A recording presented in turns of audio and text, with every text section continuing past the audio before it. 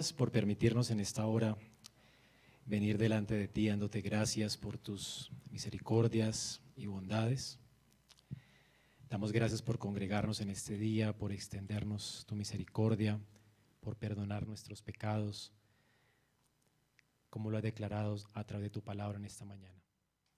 Y gracias por recibirnos delante de ti, para ser oídos, Señor, en nuestro clamor. En esta hora suplicamos en tu misericordia te compadezcas de nosotros, de nuestras necesidades, Señor, y nuestras cargas, y venimos delante de ti para que las suavices, Señor. Ayúdanos a poner toda nuestra carga delante de ti, no solo nuestros pecados, sino también nuestras preocupaciones, distracciones, todo lo que nos pueda distraer de poderte escuchar en esta mañana.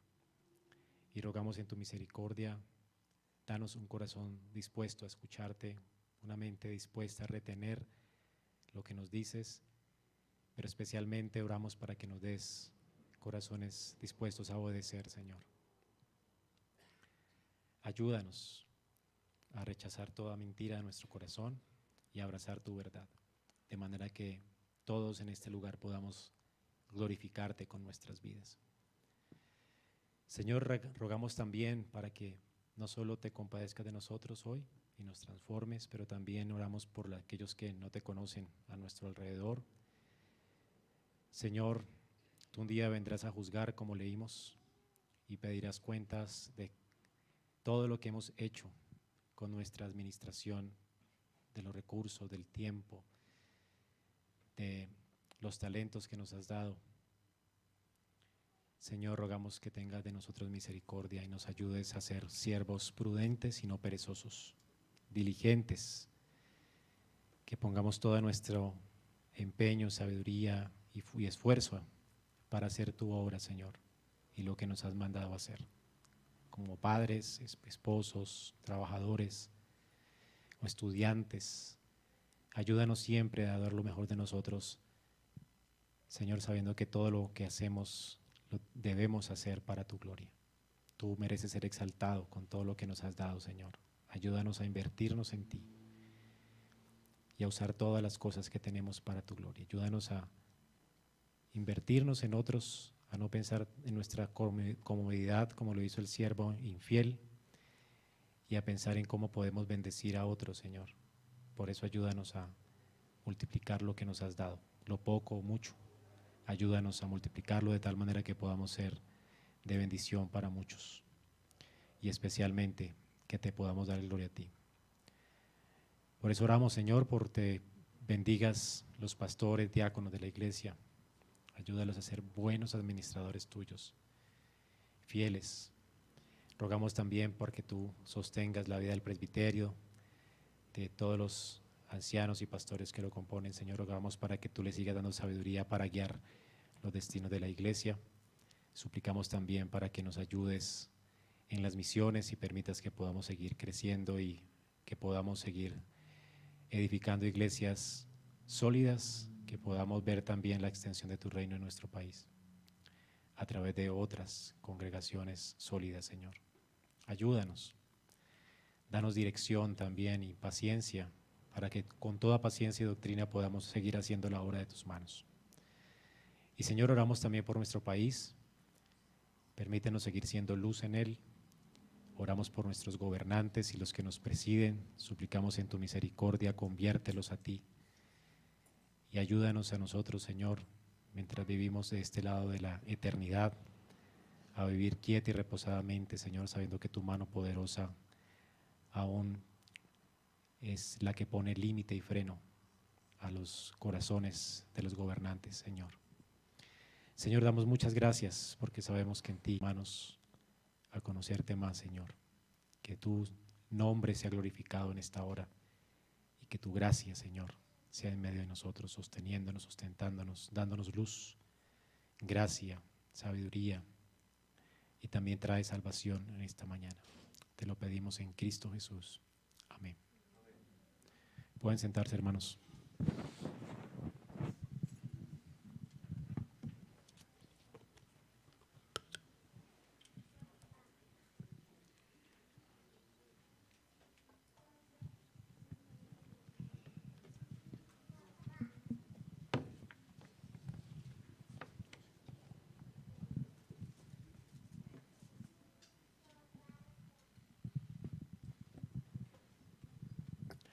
Muy bien, vamos a hacer un pare en esta mañana del libro del Éxodo.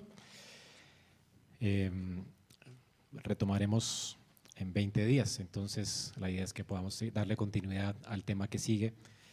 Y vamos a hablar esta mañana de una doctrina que hemos visto a través del libro del Éxodo, y es la doctrina de la soberanía de Dios, y es bueno recordarla, enfatizarla en la iglesia, saber que es parte fundamental de nuestra fe, de nuestra doctrina como congregación. Y por supuesto ha sido una de las cosas que dio forma a la Reforma Protestante, descansar en la gracia, en la suficiencia de un Dios que es soberano. Así que, amados hermanos, vamos a entrar ahora a considerar de manera detallada la soberanía de nuestro Dios. Y esto nos va a hacer mucho más conscientes de el Dios que actuó en el libro del Éxodo, que hemos estado estudiando durante los últimos años. Bajo este lado de la eternidad, nuestra vida está llena de desafíos, ¿verdad? Todos tenemos problemas, nuestra vida está llena de complejidades y muchas veces las cosas pueden parecer muy difíciles. Lo fue para Israel cuando estuvo en esclavitud, lo fue para muchos de los patriarcas cuando estuvieron sufriendo en medio del mundo caído en el que nos encontramos, cuando hubo hambre en la tierra y tuvieron que salir presionados a buscar comida a otros lugares. Sufrimos a causa de reyes poderosos que nos quieren hacer la vida de cuadritos, como pasó con el faraón y como pasó con muchos otros reyes aún en medio del pueblo de Israel, ¿verdad? Y los creyentes se preguntaban, ¿dónde está Dios? Muchos se preguntaron. Aún sufrimos por la enfermedad, por las pérdidas, por la muerte, pérdidas económicas. Podemos preguntarnos, ¿verdad?, si hay verdaderamente alguien al mando. ¿Quién está en control de las cosas? ¿Se ha preguntado esto alguna vez? Todo se está saliendo de lugar para nosotros, pero gloriosamente el texto que vamos a leer esta mañana nos muestra que sí hay alguien que está en control, y es nuestro Dios creador soberano. Así que vamos a estudiar en esta mañana lo que Pablo nos dice en Romanos 8:28, nos dice que todas las cosas a los que aman a Dios les ayudan a bien. Cuando habla Pablo en Romanos de todas las cosas, incluye las malas, los malos gobernantes, la hambruna, las pérdidas, aún la enfermedad, como le sucedió a Job. Job, al final de todo lo que le sucedió, aunque no se le había pasado nada todavía, Dios no le había devuelto ni siquiera la salud, él entiende y conoce más a Dios y comprende que realmente todo tiene un propósito y que Dios está guiando los hilos de su vida.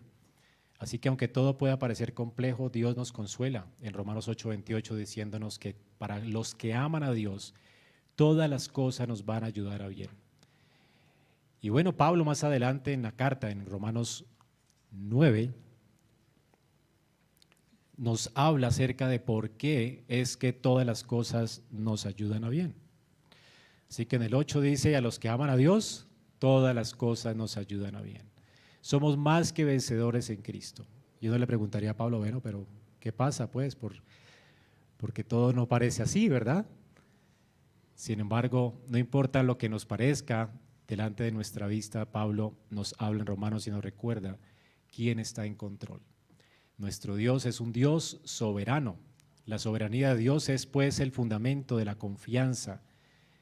Es la doctrina de la soberanía de Dios, aunque exceda nuestra comprensión limitada y finita, es lo que nos va a dar seguridad y consuelo en esta vida. Así que esta mañana vamos a leer Romanos 9 y vamos a explorar a través de esta preciosa palabra por lo menos 5 aspectos de la soberanía de Dios.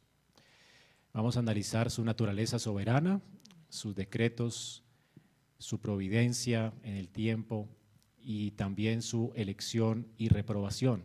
Son aspectos de la soberanía de Dios. Cuando Dios se revela como soberano, realmente lo hace en el contexto de la salvación. Y bueno, cada aspecto aquí que vamos a ver en esta mañana de la soberanía de Dios lo voy a ligar a nuestra salvación. Dios se ha dado a conocer a todos los hombres a través de las cosas creadas. Y por supuesto todo habla de su eterno poder, deidad y soberanía. Pero más que nada Dios ha revelado su soberanía y quién es Él, su señorío, a su pueblo especial. Y lo ha hecho en su palabra y lo ha hecho a través o en el contexto de la redención. Así es que podemos conocer al Dios soberano en el contexto de la redención. Es así como Dios se revela a través de la palabra, en ese contexto de la gracia. Vamos a ser iluminados pues con estas verdades y la idea es que salgamos de aquí con un corazón más confiado, más seguro en medio de cualquier circunstancia y estemos dispuestos a servir a Dios, a confiar en Él y a vivir en gratitud y obediencia. Vamos pues a leer junto la palabra de Dios en Romanos 9, del 1 en adelante.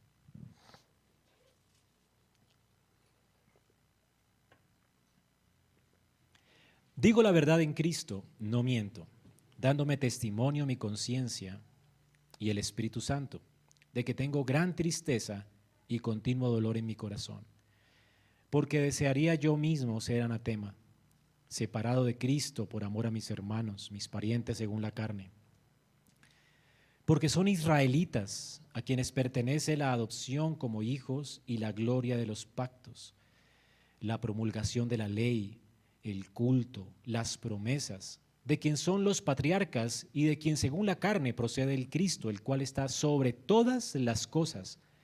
Dios bendito por los siglos de los siglos. Amén. Pero no es que la palabra de Dios haya fallado, porque no todos los descendientes de Israel son Israel, ni son todos hijos por ser descendientes de Abraham, sino por Isaac será llamada tu descendencia. Esto es, no son los hijos de la carne los que son hijos de Dios, sino los hijos de la promesa son considerados como descendientes. Porque la palabra de la promesa es esta: por este tiempo volveré y Sara tendrá un hijo. Y no solo esto, sino que también Rebeca concibió mellizos de uno, nuestro padre Isaac.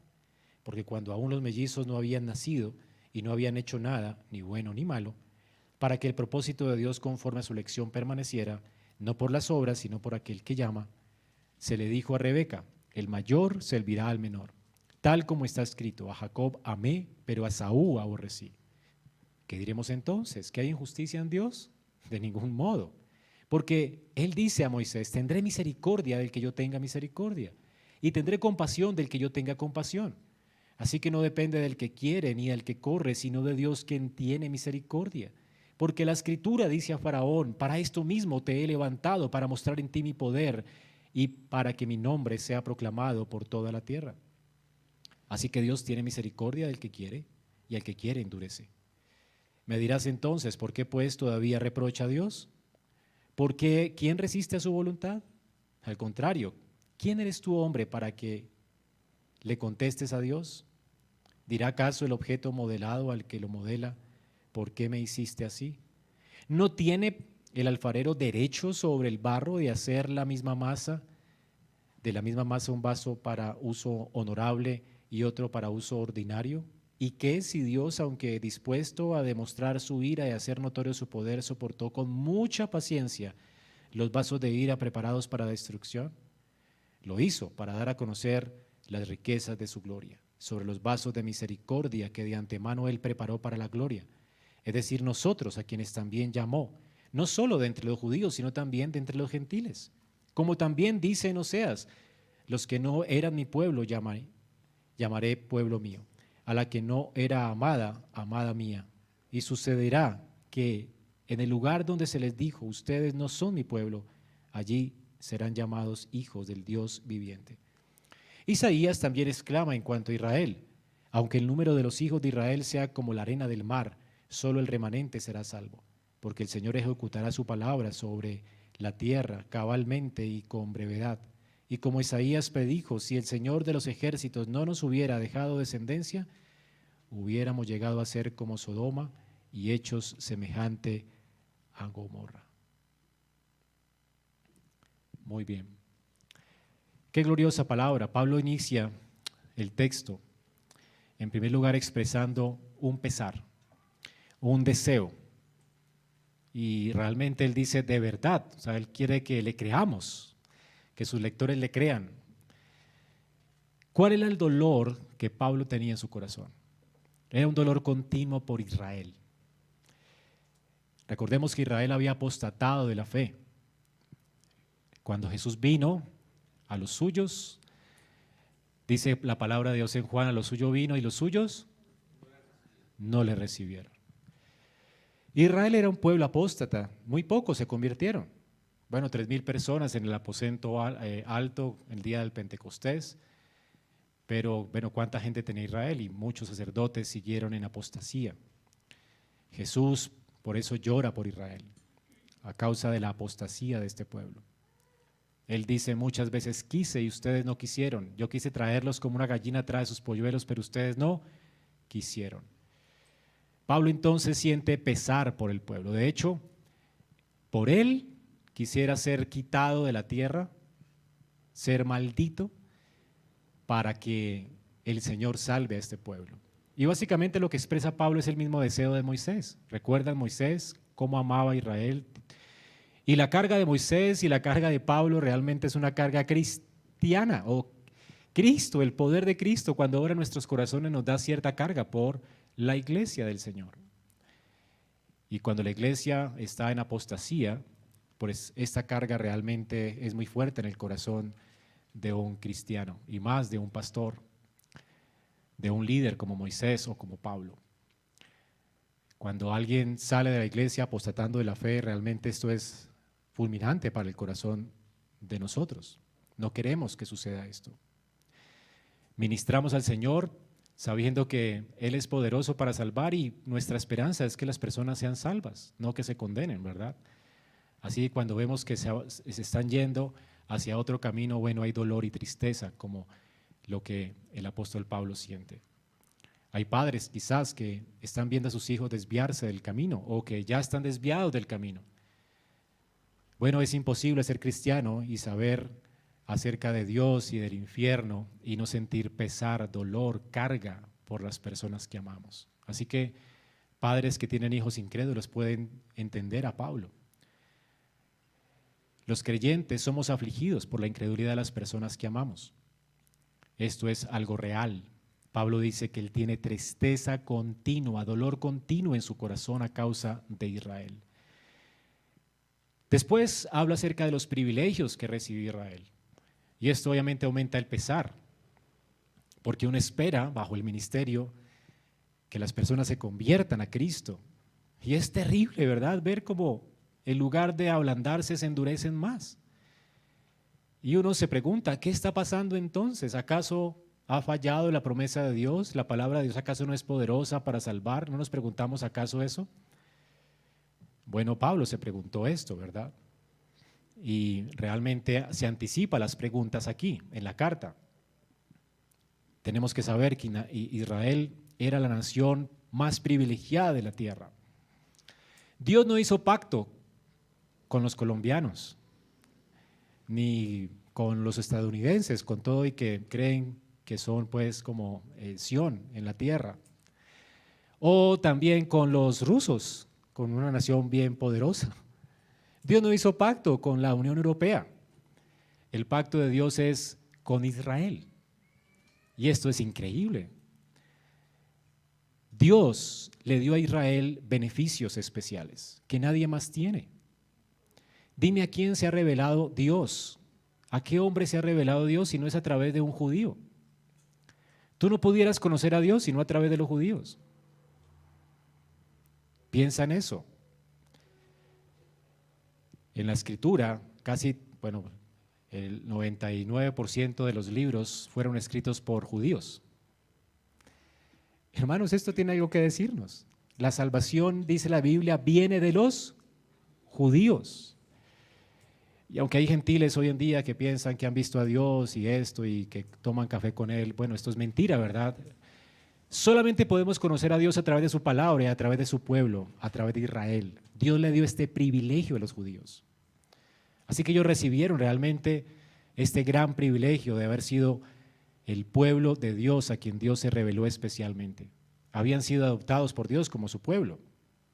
Ellos eran el pueblo de Dios. Dios habla de ellos como la niña de sus ojos, como su primogénito, su especial tesoro en medio de los pueblos. Todos los pactos de la Biblia fueron con Israel. De hecho, si nosotros hoy queremos estar en el nuevo pacto, bueno, el nuevo pacto fue prometido a Israel en Jeremías, ¿o no?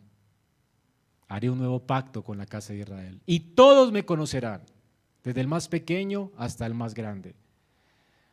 Así que para que Dios no, y más adelante Pablo lo explica, para que nuestro corazón no se ensoberbezca, tenemos que entender esto, que nosotros no fuimos, o que la salvación no nació con nosotros, con los gentiles. Como colombianos nosotros fuimos injertados a Israel, a un olivo natural que Dios cuidó, cultivó. Ese es su pueblo, ese es el Israel, el pueblo amado de Dios, a quien Dios le hizo las promesas, de quien son el culto, la redención, los patriarcas, hermanos, de quien es Dios. Dios es para este pueblo, así que este es el pueblo glorioso de Dios. La pregunta obvia, al considerar Pablo la resistencia de Israel a la gracia de Dios y su apostasía, es ¿qué pasó entonces? ¿Acaso Dios no tiene pues este pueblo como especial tesoro? ¿Fracasó Dios en traer a la salvación al pueblo que Él quería salvar y que escogió en Abraham? Pregunta fuerte, ¿verdad?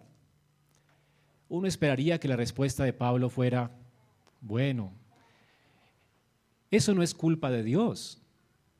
Dios extiende la salvación a todos los hombres, es lo que en teología llamamos universalismo hipotético, que hipotéticamente Dios dio salvación a todos, pero los que quieren la reciben y si no quieren, pues de malas. Pero la salvación está para todos. Dios salvó a todo el mundo hipotéticamente y solo serán salvos los que quieran venir a Dios. Esta sería la mejor oportunidad de Pablo para hablar acerca de la universalidad hipotética o del universalismo, de hecho que creen los católicos romanos y muchos de los cristianos en nuestro tiempo. Salvación hipotética. Dios salvó a todos generalmente, de manera que todos pueden tener la posibilidad de salvarse. Sálvese el que quiera, venga a la salvación. Pero Pablo no es lo que dice en el texto. Esto realmente calla este tipo de teología y no tiene sentido a la luz de lo que Pablo dice. Pablo, siendo ministro del Evangelio y conociendo el Dios que se ha revelado en la Biblia, saca esta pregunta: ¿ha fracasado Dios? ¿Su plan fracasó? ¿Las promesas fallaron? Bueno, Pablo dice, de ninguna manera. Versículo 6. Pero no es que la palabra de Dios haya fallado. Pablo tiene una explicación para esto. Y no es la voluntad humana. La respuesta de Pablo es la soberana elección de Dios. En este pasaje, Pablo exalta a nuestro Dios soberano. Y esto nos lleva a considerar los aspectos de la soberanía de Dios de los que Pablo habla en nuestro texto. Y el primero de los aspectos de la soberanía de Dios salta a la vista cuando leemos los primeros 5 versículos. Dice que Cristo está sobre todas las cosas.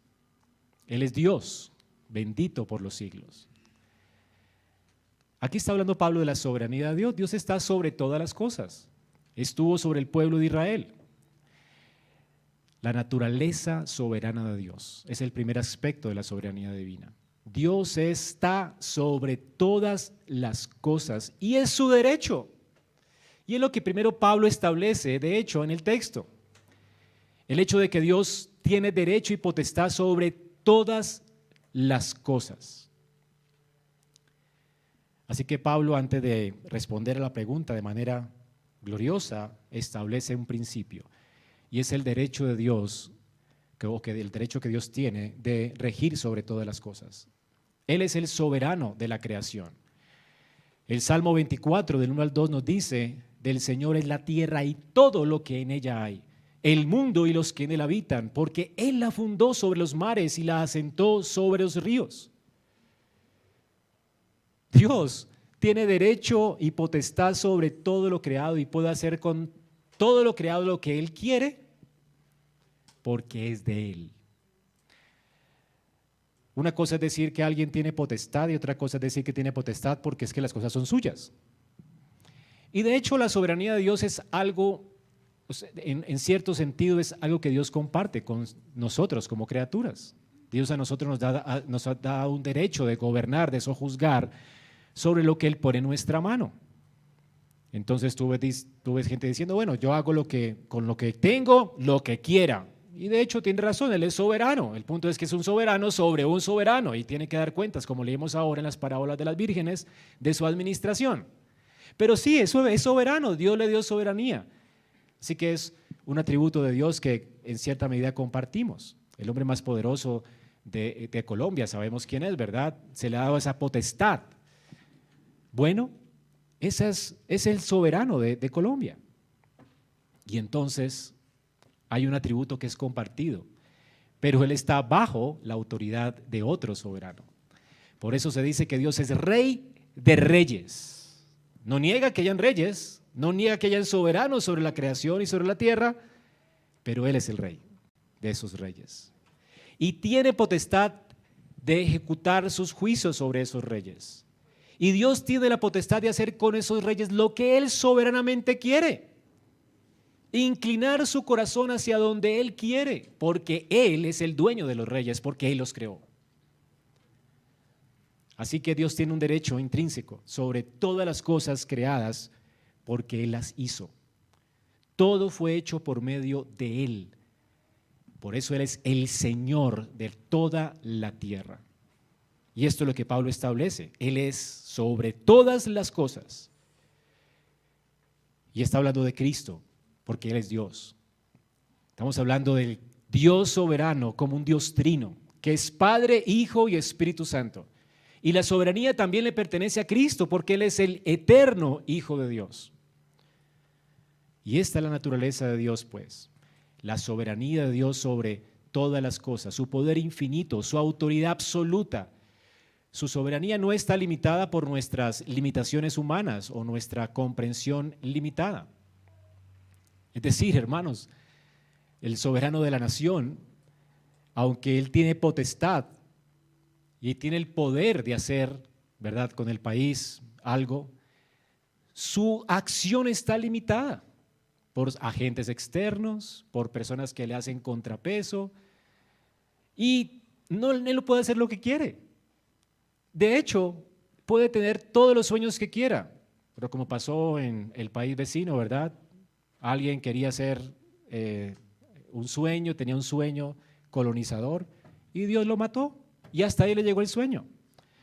Así que Dios, hasta donde permite al soberano, el soberano puede cumplir su sueño. ¿Ven? Si Dios no quiere que él cumpla su sueño, pues no lo cumple. Y si Dios quiere que cumpla su sueño para su gloria, Dios tiene algo en mente siempre, aún en las acciones malas de los hombres, Dios lo permite. Así que los soberanos de la tierra, los reyes de la tierra tienen limitaciones humanas, finitas. Dios no. Dios sí que puede hacer lo que quiere y lo hace. Todo lo que quiere, Él lo hace sobre el círculo de la tierra. De hecho, esto lo reconoció uno de los reyes más poderosos en el tiempo de Daniel, Nabucodonosor. Nabucodonosor casi que se ensoberbeció y dijo: yo soy el soberano. He aquí la gran Babilonia que yo construí. Este es mi sueño, lo estoy ejecutando porque fue mi voluntad. Yo soy el soberano. Dios dijo: ¿ah, sí? Bueno, quedó loco, como una bestia salvaje. Comió pasto. Y cuando despertó de su locura, él confesó esto: todos los habitantes de la tierra son considerados como nada. Mas él actúa conforme a su voluntad en el ejército del cielo y en todos los habitantes de la tierra, y nadie puede detener su mano ni decirle: ¿qué has hecho? ¿Quién puede alegar con Dios si Él hace lo que quiere? Dios hizo lo que quiso con Nabucodonosor y lo humilló. Este hombre no pudo exaltarse sobre Babilonia como el Señor. Dios le mostró quién es el que manda, quién está en el control de las cosas, quién fue el que lo puso allí a propósito, aún siendo un hombre impío. Y Nabucodonosor tiene que confesarlo. Un impío es el que dice estas palabras. Esta es la naturaleza de la soberanía de Dios. Isaías por eso dice: ay de quien contiende con su hacedor, el tiesto entre los tiestos de la tierra. Dirá el varo al alfarero: ¿qué haces? O tu obra dirá al que no tiene manos: ¿qué haces? O sea, ¿podemos protestar siendo una masa de barro? ¿No es lo que Pablo dice más adelante? ¿Y qué? O sea, ¿podemos protestar nosotros siendo barro? ¿Le podemos decir a Dios: ¿qué haces? Y esto especialmente en la salvación. ¿Por qué escoges a unos y a otros no? Pero esta es la naturaleza de Dios. Él es libre para hacer lo que quiera bajo el círculo de la tierra. Él es libre para ordenar todo de acuerdo a sus propósitos eternos en la creación. Y esta es la naturaleza de la soberanía de Dios. Ahora, el poder infinito de Dios es una gran noticia para el creyente. Y Pablo establece esto cuando habla de Isaac. Es una gran noticia, porque ¿qué esperanza tenía Abraham de que se cumplieran los propósitos de Dios en él y en Sara? Dios le había dicho que de ellos vendría un Salvador para el mundo. Es decir, ellos tendrían un hijo y ese hijo sería esa simiente que Dios prometió. O de ese hijo vendría esa simiente. Podemos seguir el rastro del Mesías a través de Isaac. ¿Y cómo nacería Isaac? Si ahora Sara, además de estéril, era anciana. Es muy improbable, ¿verdad? Pero qué esperanzador para el creyente, que Dios hace lo que quiere. Porque si Dios no hiciera lo que quiere, pues no hubiera venido un Mesías. Porque el Mesías prometido solo podría venir a través de esa anciana estéril. Y Pablo establece que Dios nunca falla, porque no todos los descendientes de Israel son Israel, y todos los hijos por ser descendientes de Abraham, sino por Isaac será llamada tu descendencia. Esto es, no son los hijos de la carne los que son hijos de Dios, sino los hijos de la promesa son considerados como descendientes. Hermano, qué gran noticia para un creyente saber acerca de la naturaleza soberana de Dios. Porque así como Sara, estéril y anciana, no podía tener hijos, asimismo el hombre en sus pecados no puede salvarse. Y Pablo ha establecido esto en Romanos 1, 2 y 3. No hay quien quiera, no hay quien busque a Dios, no hay ni siquiera uno, todos son inútiles. De hecho, por eso Pablo dice que no hay quien, no depende del que quiera ni del que corre, porque nadie quiere buscar a Dios y nadie corre para buscar a Dios. La salvación no puede depender del hombre. Si dependiera del hombre, todos apostataríamos. Todos seríamos blasfemos, idólatras, y todos nos perderíamos en el infierno. No hay posibilidad alguna de salvación cuando todos los hombres tienen su corazón de piedra y aborrecen a Dios con ganas. Ahora, cuando la Biblia dice que el hombre no puede ni quiere venir a Dios, no está hablando de un pobre impotente que es que no tiene la capacidad de hacerlo. Si yo le digo a alguien, bueno, alguien que está en una silla de ruedas y está sufriendo realmente de un mal, yo le digo levántate, pues él va a decir no puedo. Literalmente él es, y yo le digo por favor levántate, es que no puedo, te ordeno levántate, no puede. O sea, ¿cómo va a obedecer? Entonces sería cruel si yo le pidiera, ¿verdad? Eso sería crueldad. Entonces imagínate, sería crueldad si Dios llamara a la salvación de los hombres y los hombres no pueden, son impotentes. O sea, ¿cómo no me salvaste si yo no podía salvarme? Dependía de ti para salvarme. Los hombres pueden alegar eso en el infierno, pero nadie alegará eso porque ese poder no significa eso. No significa debilidad en el hombre. Significa más bien hostilidad en el hombre. Y a todos nos ha pasado, seguramente antes de ser creyentes. Bueno, si nos pasa ahora tenemos que arrepentirnos. Pero no sé si a usted le ha pasado como le pasó a los hermanos de José, que no podían ver pacíficamente a su hermano, por eso lo vendieron como esclavo. ¿Te pasó antes de ser creyente que no podías ver a una persona? ¿Por qué la odiabas? Yo no puedo verlo, y si me lo encuentro lo insulto o alego con no puedo, el corazón no me deja. ¿Ahora en qué consiste? ¿En una imposibilidad? No, esa persona no es víctima de no poder. Esa persona no quiere verlo porque lo odia. Es una imposibilidad moral. Esa es la incapacidad humana, es una incapacidad moral. Las tinieblas no quieren venir a la luz para que sus obras no sean expuestas. Aman tanto el pecado que aborrecen a un Dios que les dice: no hagan esto, no sean idólatras, no adulteren, no forniquen, no se eche con varón el varón, no se eche con una mujer la mujer. Hermanos, aborrece el hombre esto. No quieren un Dios así y se inventan uno, que es un osito de peluche, que le encanta el adúltero, que recibe el borrachito y al homosexual como si no pasara nada. Dios no es un osito de peluche. No se engañen, ni los borrachos, ni los afeminados, ni los adúlteros heredarán el reino de los cielos.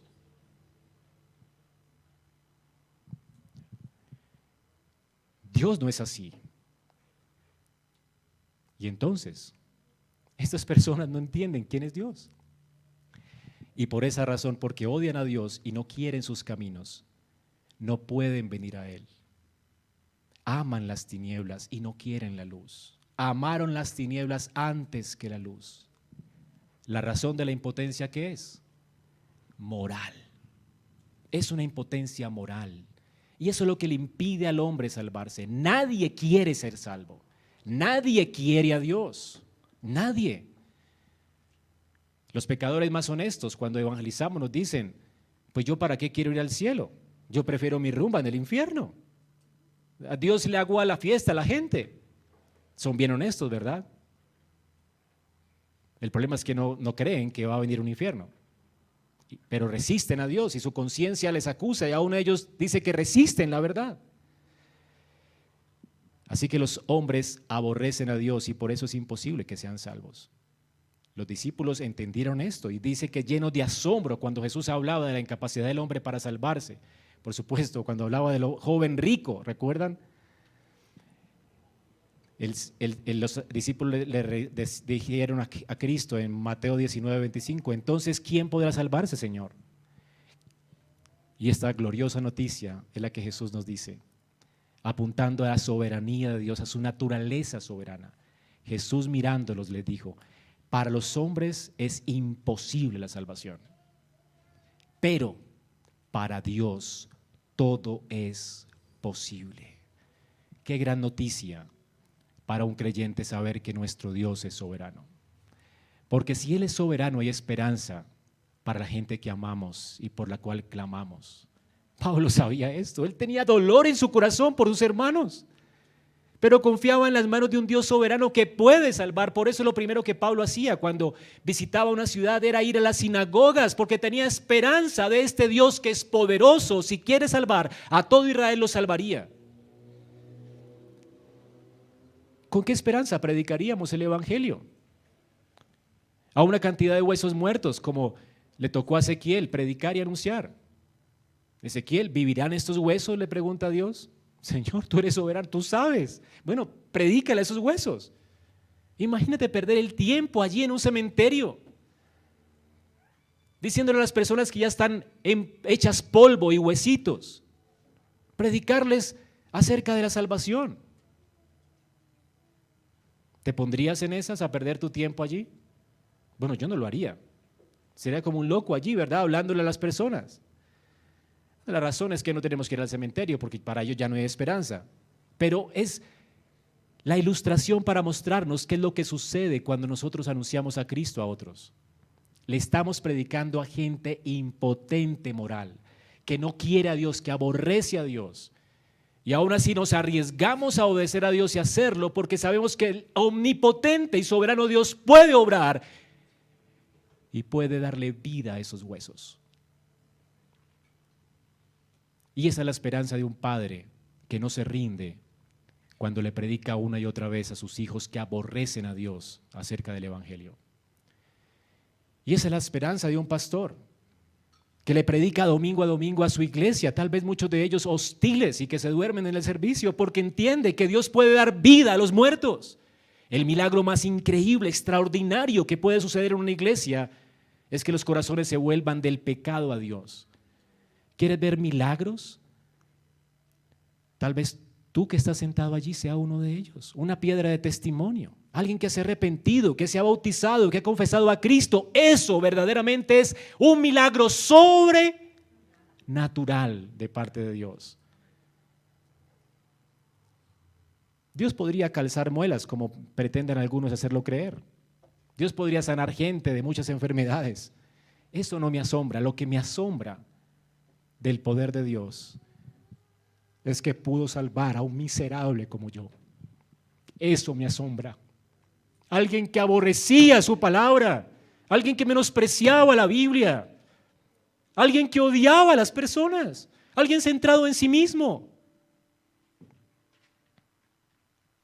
En mi vida se me hubiera ocurrido predicar el Evangelio ni servir a Cristo.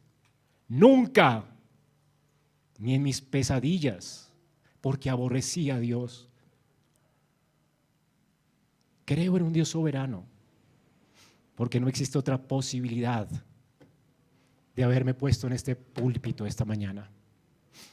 Solo su gracia soberana. Porque para Él es posible salvar. Solo por eso es que tú estás esta mañana aquí, si eres creyente. Ese Dios da vida a los muertos. La Escritura nos dice, estoy convencido precisamente de esto, que el que comenzó en ustedes la buena obra la perfeccionará hasta el día de Cristo Jesús. Qué seguridad para un creyente saber que Dios es soberano, porque el mismo que nos redimió y nos rescató y nos hizo aborrecer el pecado, es el mismo que nos sostendrá en su mano hasta el fin. Tal es la naturaleza de nuestro Dios. Pero hay más en nuestro texto. Pablo no solamente habla de este aspecto de la soberanía de Dios, también habla de sus decretos y providencia, un misterio que puede enloquecer a cualquier hombre. Sus decretos y providencia. Pablo afirma en el versículo 11 lo siguiente: porque cuando aún los mellizos no habían nacido y no habían hecho nada, ni bueno ni malo, para que el propósito de Dios conforme a su elección permaneciera, no por obras sino por aquel que llama. Se le dijo a Rebeca, el mayor servirá al menor, tal como está escrito: a Jacob amé, pero a Esaú aborrecí. En este versículo Pablo está afirmando de manera, se me fue la palabra, pero está afirmando detrás de las palabras, pues, que hay un propósito eterno de Dios que se cumple en el tiempo. Hay un decreto eterno. Los decretos y la providencia de Dios pueden ser entendidos como esto. Los decretos son el plan que Dios pensó desde antes de la fundación del mundo. Antes de que Dios hiciera todo, Él tenía un plan, un propósito. Él todo lo determinó con detalle. Cada circunstancia de la historia, Él la calculó detalladamente. Aún la caída de Adán, aún las cosas malas que te pasan, todo eso. Dios estuvo planeando todas las intrincadas cosas que pasan en la vida, aunque no las entendamos. Uno no entiende lo que está pasando, pero Dios sí entiende. Él está en control, porque Él ha decretado todas las cosas.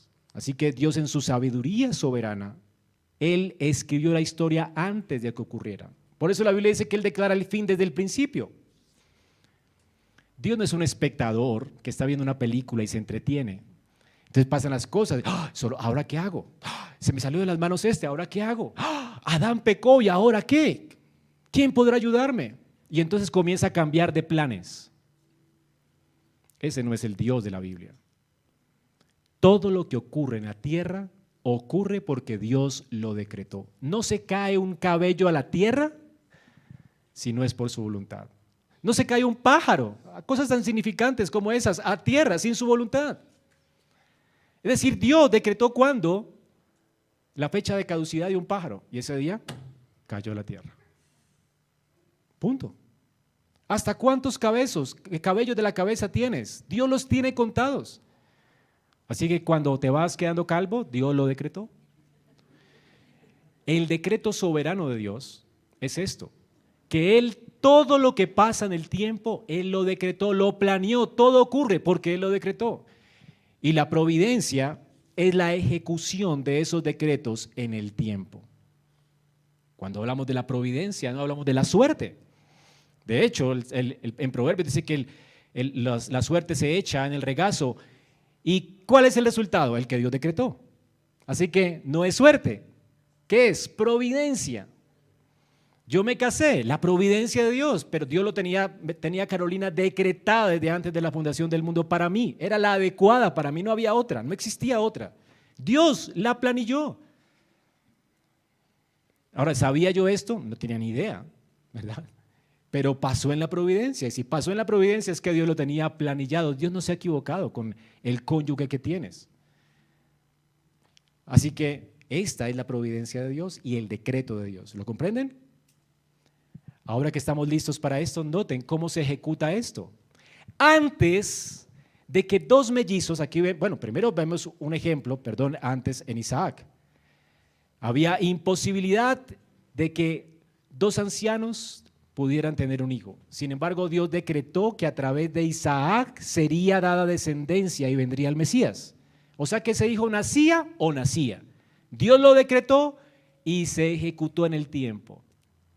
En el tiempo que Dios señaló, no antes, no cuando ella era fértil, no cuando podía procrear y estaba en su mejor momento, no cuando tenía 80 años y no podía procrear, cuando era inútil, para que el propósito del decreto eterno se cumpliera. O sea, para que Israel pudiera entender quién es el que decreta todo y el que hace todo conforme a su voluntad. No depende de la fuerza del hombre. ¿Por qué nació Isaac? Para que entendamos que la salvación no es del hombre, sino de Dios. Y por eso Pablo dice, aquí en el texto, que por eso no todo el pueblo de Israel es Israel. Decir que Dios tiene un pueblo en su corazón que no es todo el pueblo de Israel o todos los hijos de Abraham. Y para muestra de un botón, muestra dos hijos del mismo hijo de Abraham, Isaac. Isaac nació como el hijo de la promesa. Y uno pudiera pensar, bueno, entonces de ahí para adelante todos son los hijos de la promesa. No. De él nacieron dos mellizos, Jacob y Esaú. Antes de que ellos hicieran algo bueno o algo malo, Dios eternamente decretó que el mayor serviría al menor, cuando se suponía que era el contrario, que el primogénito era el que mandaba, el que iba a ser el sacerdote de la casa. Pero no, Dios decretó que salvaría a uno y amaría a uno y dejaría al otro en la dureza de su corazón. Dios decretó esto. Y sucedió en el tiempo. Sucedió que cuando llegó el tiempo y nacieron estos dos mellizos, Dios salva a uno, a Jacob. Jacob era un engañador, era igual que Esaú, igual de perversos ambos. Pero Dios tuvo misericordia de uno. Dios nunca habló con Esaú, no se le apareció a Esaú, nunca bendijo a Esaú. De hecho, usó el engaño de Jacob para poder bendecir a Jacob y no a Esaú. Aún el pecado de Jacob fue para los propósitos de Dios. Pero obviamente el pecado no se excusa, Dios va a tratar con Jacob. Y Dios lo saca huyendo de la tierra de la promesa, ¿recuerdan? Y mientras va huyendo, excomulgado de la tierra prometida, Dios le sale al encuentro en el camino. Es Dios quien encuentra a este pecador mentiroso que está huyendo porque sus pecados le van a alcanzar. Y de hecho le alcanzan en la casa de Labán porque el engañador es engañado. Pero bueno, el punto es que normalmente a muchos no les alcanzan sus pecados, pero Dios sí se va a vengar. Dios decide no vengarse de Jacob y tratarlo más bien. Dejar que él aprenda en esta vida para no juzgarlo nunca. Dios decide salvar a Jacob y dejar en sus pecados a Esaú. Y se lo encuentra y le dice, contigo es la promesa, Jacob. Haré de ti una nación grande, regresarás, estás excomulgado, pero vas a regresar como quieras a la tierra de la promesa y te vas a multiplicar y haré de ti una nación grande, de ti saldrá. Y después le muestra que van a ser Siloj, ¿verdad? De su descendencia, de uno de sus hijos, de la tribu de Judá. Ahora, hermanos, ese es el propósito de Dios. ¿Podía Jacob salvarse? No. ¿Cuándo decretó Dios la salvación de Jacob? Antes de la fundación del mundo. Antes de que alguno de ellos hiciera bien o mal. ¿Qué principio establece esto? Que la elección de Dios no tiene nada que ver con tus acciones. No es que Él prevé, no, este se va a portar mal, este se va a portar, no, porque todos nos portamos mal, todos somos perversos y para muestra de un botón, ni Jacob ni Esaú merecían nada. Está colocando dos ejemplos de un apóstata y de un mentiroso. Esaú fue un apóstata, él menospreció las promesas. Él dijo, yo no quiero ser el sacerdote. Vendió su primogenitura por un plato de lentejas. ¿Recuerdan? Él menospreció completamente a Dios. Él lo quiso, los pactos. Él lo quiso, la promesa de la circuncisión no la quiso. Fue circuncidado como todo varón judío. Sin embargo, rechazó la gracia, rechazó a Cristo. ¿Y cuál fue la razón por la cual él no se convirtió en Israel? Ni fue parte de la familia de Dios. La razón fue la elección de Dios, porque no todos los que nacen de la misma familia necesariamente se van a salvar. Dios quiera que así sea. Y todos anhelamos esto, ¿verdad? Y posiblemente hay familias donde todos se salvan. Y qué increíble, hay generaciones de pastores y de siervos de Dios. Pero no necesariamente tiene que ocurrir esto. Eso está en la soberanía de Dios. Dios decide. Si decide que toda la familia se salva, pues toda la familia, pero no depende de que viene de una familia. Así que nuestros hijos que están aquí en esta mañana, ser hijo de un creyente no te garantiza que eres ya salvo. Ya compraste un boleto al cielo. Tú tienes que abrazar las promesas por la fe. Y cuando las abraces, tienes que saber que las abrazaste solo porque Dios decretó que lo hicieras. Eso es un misterio. Pero esta es el decreto y la providencia de Dios revelados en la salvación del hombre. El Señor, pues, en su plan predeterminado y previo conocimiento, hizo que uno sirviera al otro. Dios colocó a Jacob como príncipe de Israel. Príncipe de Israel, porque él quiso, sin ser el hermano mayor. No porque fuera una persona buena. Y antes de que fueran buenos o malos, Dios había decretado esto. Y en la providencia fue lo que sucedió, porque Dios lo decretó. Y la mayor muestra de la providencia y el decreto de Dios lo tenemos en la cruz de Cristo.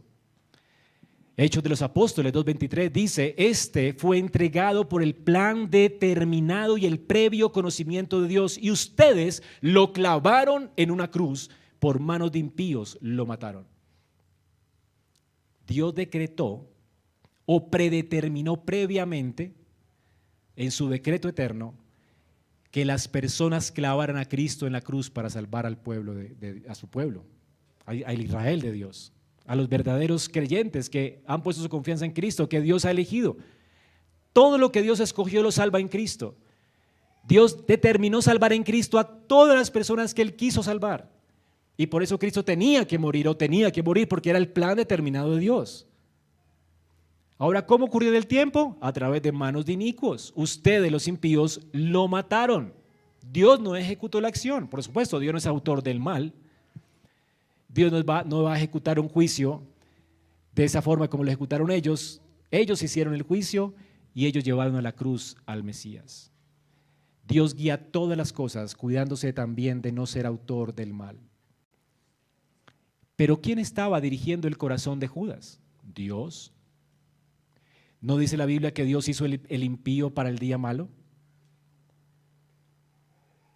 El Señor dice en su palabra que ahora el mismo Judas fue planillado para entregar a Jesús. Ya estaba escrito acerca de él que lo vendería por ciertas monedas de plata. O sea que Dios lo había decretado. ¿Y Judas fue una marioneta en manos de Dios entonces? No. Dios ya sabía cuál era el carácter de Judas. Así que lo va a usar para propósitos buenos y justos, para salvar a mucho pueblo. ¿Y cómo lo usó? Usando el deseo exacerbado de su corazón por tener dinero a toda costa, a expensas aún de su amigo, de Jesús. No le importó Jesús. Este era el carácter de Judas. A Judas le importaba más la plata que las personas, y punto. Y entregó a Jesús y lo vendió. Este hombre era capaz de obtener puestos con los cadáveres de todo el mundo, ¿verdad? Cortando cabezas. Este era un hombre competitivo que no le importaba a la gente. Él siempre era ganar, ganar. Así que Jesús no le importó y lo vendió. Y entonces fue él un instrumento en manos de Dios, porque Dios conocía el corazón de Judas. Así que Dios decidió usarlo, y Dios hace el impío para el día malo. Aún las cosas malas que nos suceden, todo sucede para la gloria de Dios y según el decreto de Dios, hermanos.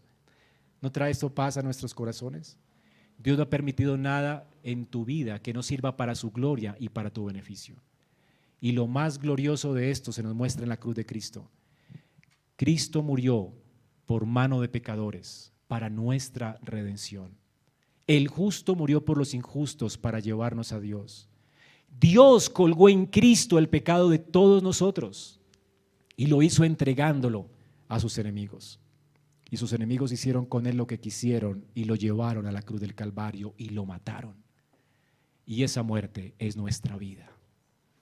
Él sufrió la muerte para que tú y yo no muramos, para que los amados que Dios escogió no mueran. Por eso hay salvación en Cristo, porque Dios decretó la cruz. En su sabiduría agradó a Dios esto. Así que, hermanos, este es el decreto de Dios aquí, mostrado y revelado en la salvación y en la condenación de los hombres. Dios elige a quién salvar y lo hace de manera personal. Qué bueno que Dios generalmente no piensa en pueblos, sino piensa en personas. Dios dice en su palabra: a Jacob amé y a Esaú aborrecí. Antes que hicieran bien o mal, Dios decidió amar a uno y reprobar al otro. Y la razón de ese amor no está en lo que hagamos nosotros. Dios deliberadamente ama a su pueblo. Dios ama a lo suyo. Qué increíble.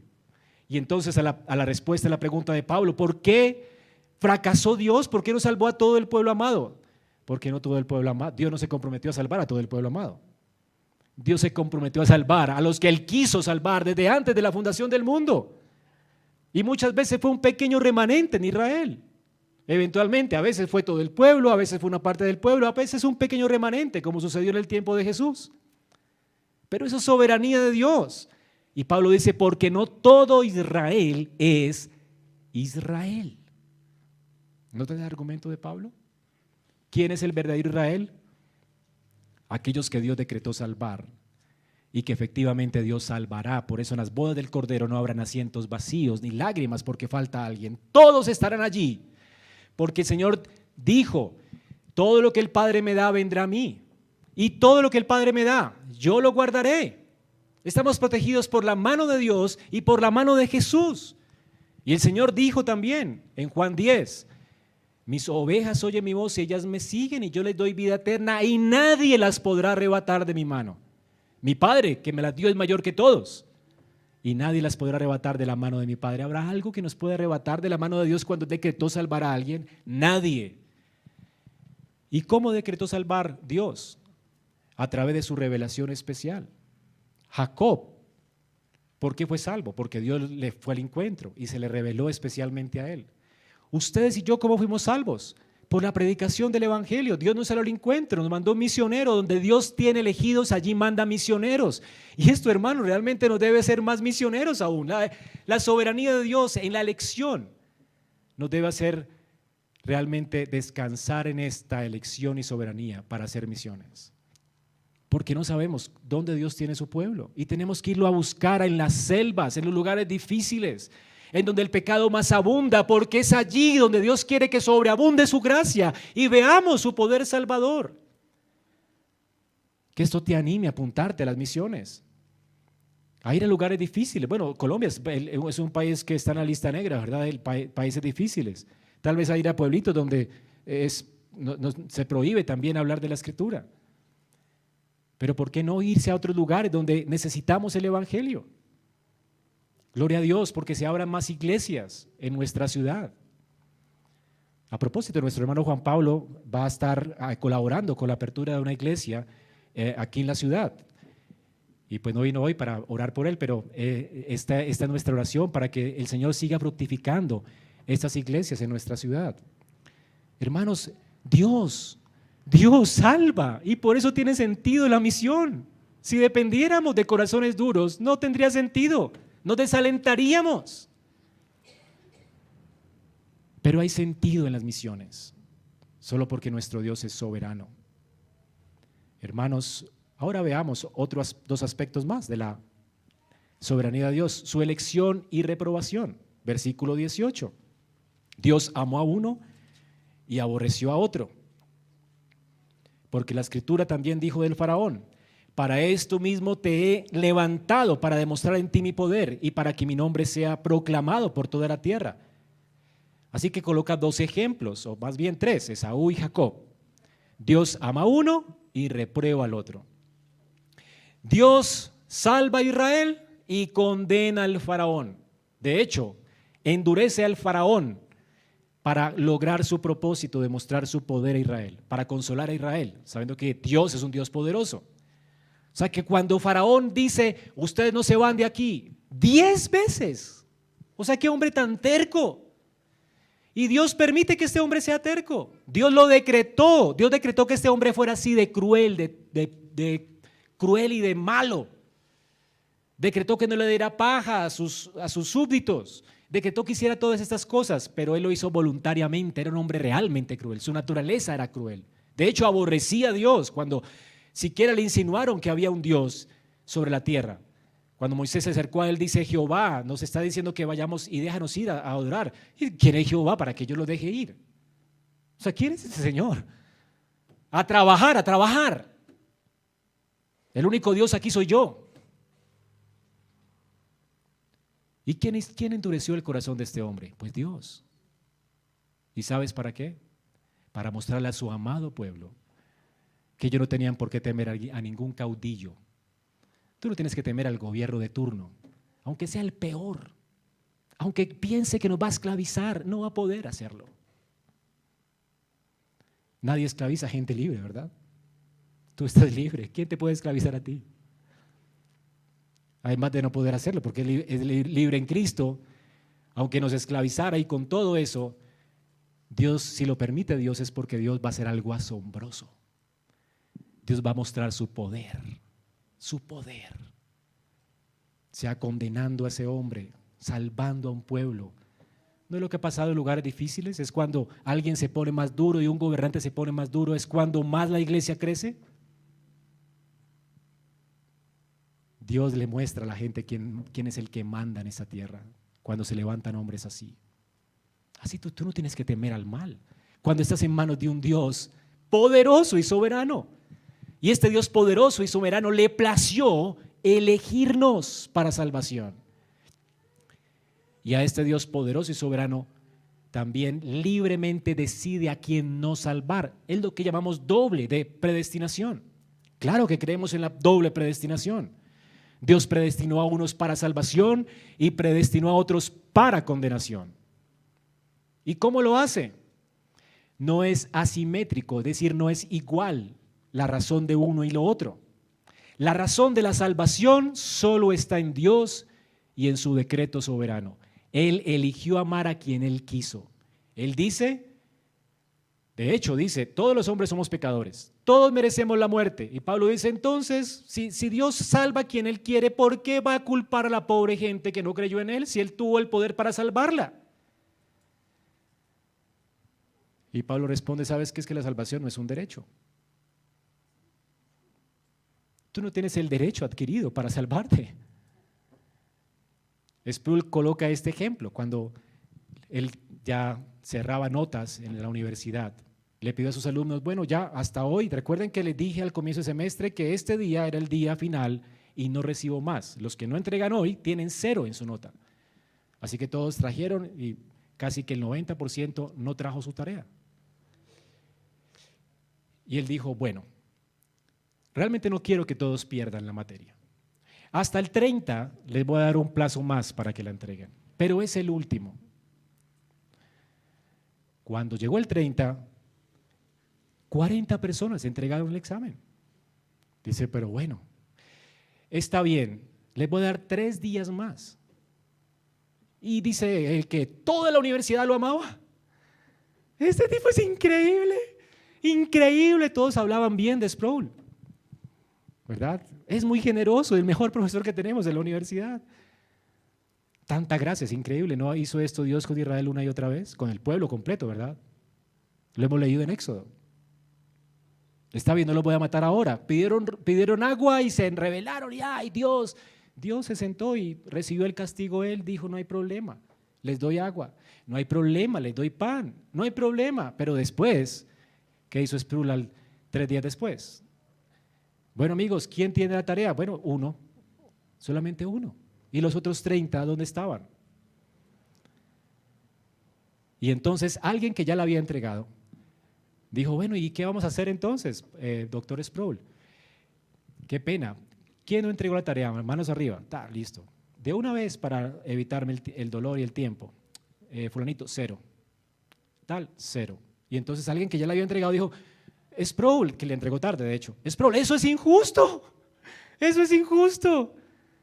Nos diste el beneficio de nosotros, ¿por qué no se lo das a él? Dijo, ¿por qué? O sea, si fui misericordioso contigo, no puedes reclamar ese derecho. Tienes 0, la entregaste tarde. ¿Tú crees que la paciencia de Dios puede ser burlada?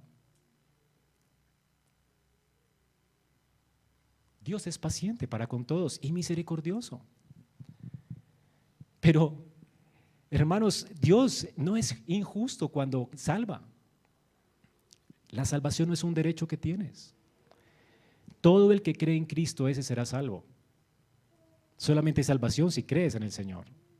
Y no hay otra manera de salvarse. Y solo crees en Cristo porque Dios escoge a quién darle la fe, el don de la fe.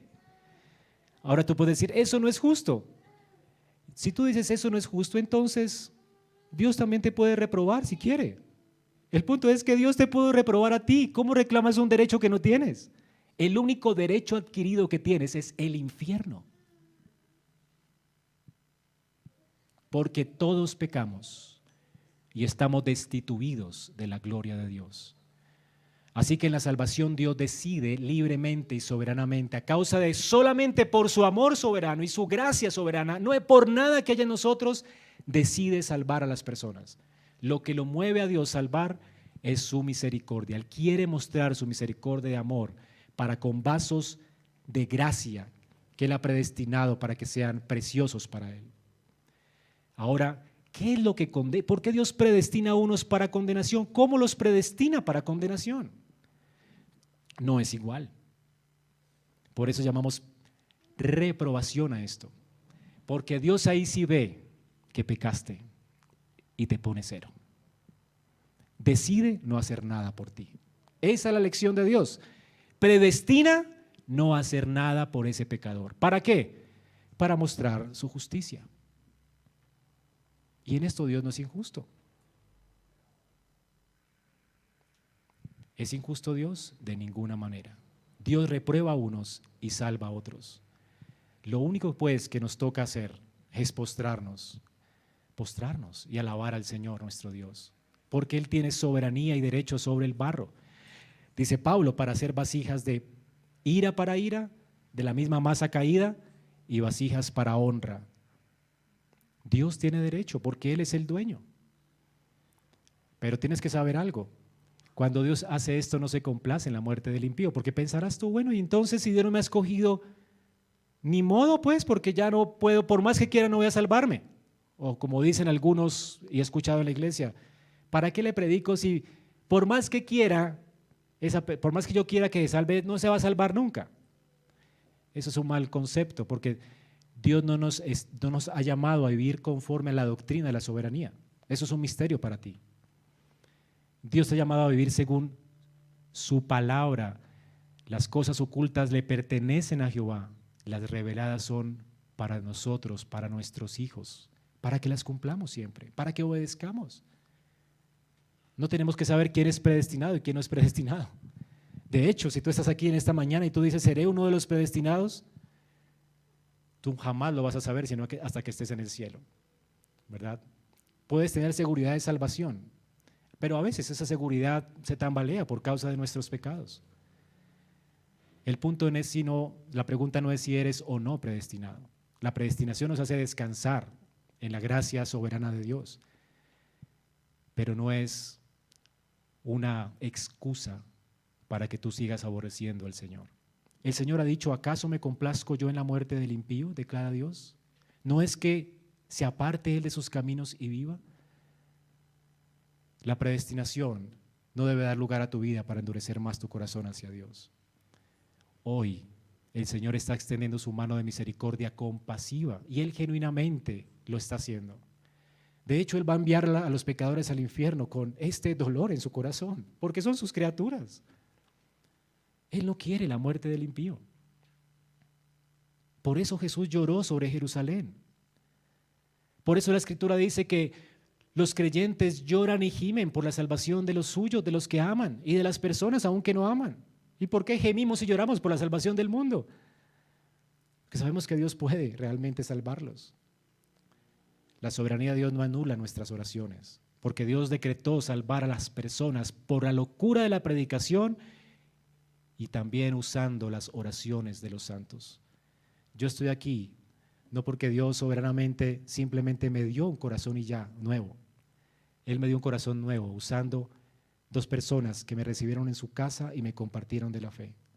Y una anciana que insistentemente oró por mí todos los días hasta que me vio salvo.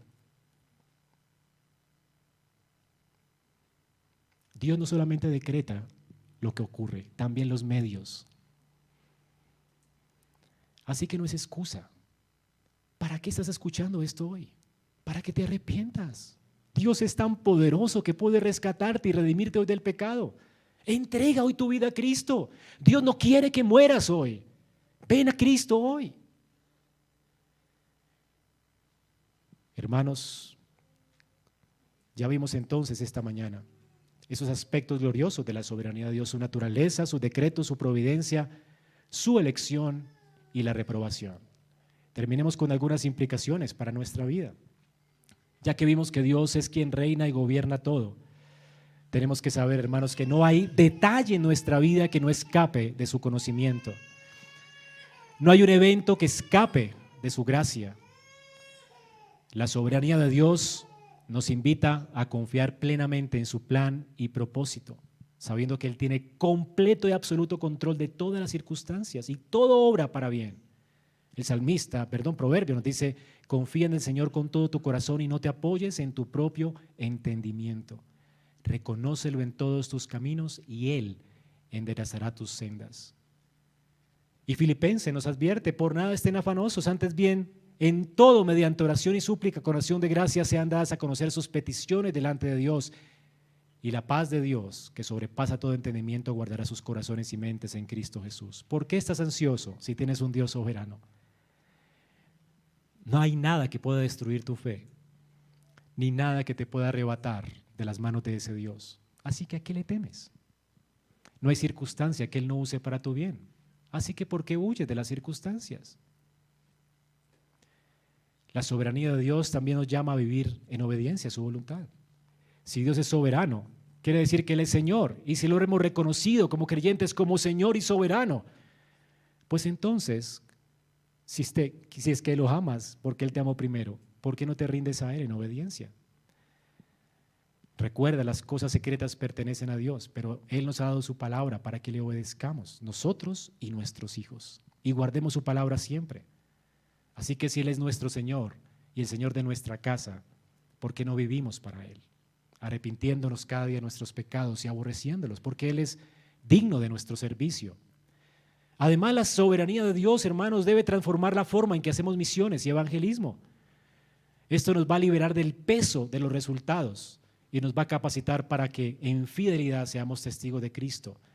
La salvación no depende de nuestra fuerza, sino de la obra del Espíritu de Dios que obra en el corazón de los hombres, mediante la predicación. Así que hay que sembrar la preciosa semilla con lágrimas. Y la Biblia dice que un día recogeremos con alegría. Ese es el tiempo de sembrar con lágrimas. Porque la gente rechaza el Evangelio y nos duele que la gente se pierda. Y no queremos que se pierda. Hay lágrimas en nuestros ojos cuando oramos por las personas. Pero cuando estamos en el reino de Dios, en gloria, veremos el fruto de nuestra labor. Esas personas a las que tú le predicaste tal vez y nunca las volviste a ver, estarán allá agradecidas porque le predicaste el Evangelio. Y tú te vas a regocijar porque tu trabajo del Señor nunca fue en vano. Eso va a quitar tu carga. Y finalmente, la soberanía de Dios nos debe llevar a adorarlo. Las palabras de Pablo son increíbles cuando termina de hablar de la soberanía de Dios. Lo único que él puede decir después de hablar de semejante misterio al hablar de este poderoso Dios, de ese todopoderoso Dios, es esto: oh profundidad de las riquezas y de la sabiduría y del conocimiento de Dios, cuán insondables son sus juicios e inescrutables sus caminos. Pues ¿quién ha conocido la mente del Señor? ¿O quién llegó a ser su consejero? ¿Quién le dio a él primero para que le fuese recompensado? Porque de él, por él y para él son todas las cosas. A él sea la gloria. Amén. Que así sea en nuestras vidas. Vamos a orar.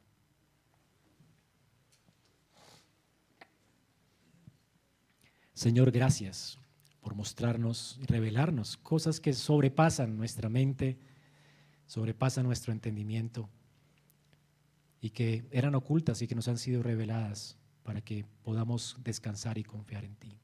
Señor, que tu soberanía nos haga más confiados en todas las cosas. Rogamos en tu misericordia, permite que podamos echar toda nuestra ansiedad en esta mañana delante de ti, sabiendo que tú tienes cuidado de todos nosotros. Y tú tienes cuidado como ese Dios soberano que detalladamente, delicadamente ha trazado el límite de nuestras habitaciones, el límite de nuestros caminos, para que todas las cosas para los que le amamos nos ayuden a bien. Señor, gracias por salvarnos, por traernos a la fe, por darnos un corazón que responda a Cristo. Y gracias porque lo harás también con aquellos que en esta mañana no te conocen. Y gracias porque no solo nos salvarás, sino que nos sustentarás hasta el fin, de manera que todo tu pueblo Israel sea salvo. Gracias por hacernos parte de tu pueblo, por hacernos hijos y herederos en Cristo. Oramos con acción